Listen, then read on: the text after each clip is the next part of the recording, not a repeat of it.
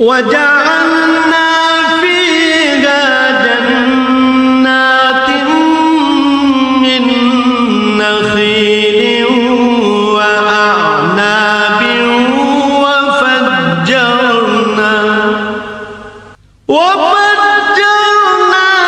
فيها من العيون।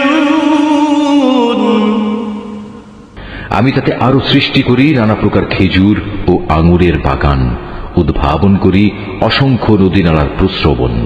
ليأكلوا من ثمره وما عملته أيديهم أفلا يشكرون। যাতে করে তারা এর ফলমূল উপভোগ করতে পারে। আসলে এগুলোর কোনোটাই তো তাদের হাতের সৃষ্টি নয়। এত সত্ত্বেও কি তারা